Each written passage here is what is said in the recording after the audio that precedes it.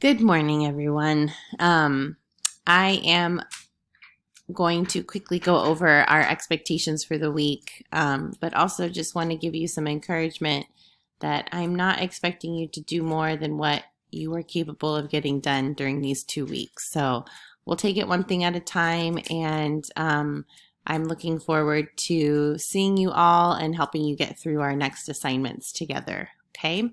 I am very proud of the adjustment that all of you have made and how quickly you have made it. There's many schools in our area who are starting school this week. They basically just got a week off because schools needed to adjust. And all of you jumped right in. So give yourself a pat on the back, and I hope that you rested this weekend and spent some quality time with your families. All right, so for math, for algebraic expressions, it's the next portion of our task card. I've provided a document here that if you click on it, it will provide some help. We don't have snap cubes that we're going to be working with, so this document should be able to help you with completing your concrete and pictorial tasks. It asks you to create an array. An array is a visual of an equation with rows and columns.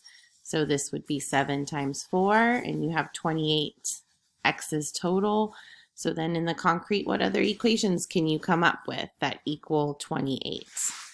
And then you're basically doing the same thing for the pictorial, where you're going to create the array yourself and then follow the instructions on the task card. There's a little bit of a difference, but I'm here if you need any help. All right. I'll also be going over this during our Google Meet. So again, let me know if you have any questions. The next thing that's not super heavy is you're writing your own myth. Hopefully you've completed checkpoint 1 and you can get started on checkpoint 2. I'm giving you 3 days to finish this. I think I put 2 days in the directions, but I don't have it due until Wednesday. I just want you to not feel stressed, so take your time. Make sure you follow the steps. There's a creative writing warm-up activity in here, and then there's a PowerPoint you can take notes on, and then you just complete the worksheet, and that's it. So we, again, will go over this during our Google Meet, but take a look at that and see what you can do on your own. All right? And then the last thing, which is our biggest item this week, I really am going to be asking you to focus on getting your rough draft completed. In Google Classroom, this is where you'll be typing your rough draft, and I expect this to be what we call a working document. I should see lots of edits and changes in the coming days, preparing you for that final product. And I really am going to try to give you lots of feedback on your essay throughout the week. Some of you will be receiving an email from me. I'm going to adjust the amount of writing for some of you just because I don't want the 5-paragraph essay to be stressful, whereas some of you, I feel you're ready to write a 5-paragraph essay and can do that without it being too stressful.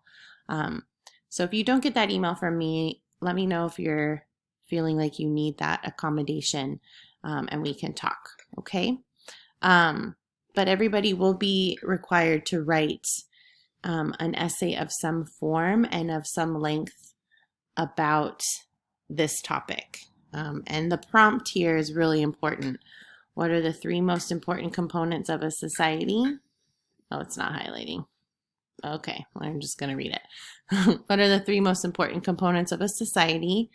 And then comparing how it appears differently in the ancient societies you researched. Okay, this is more argumentative, where you're telling me what are the most important components and how have you seen them exemplified in our ancient histories past.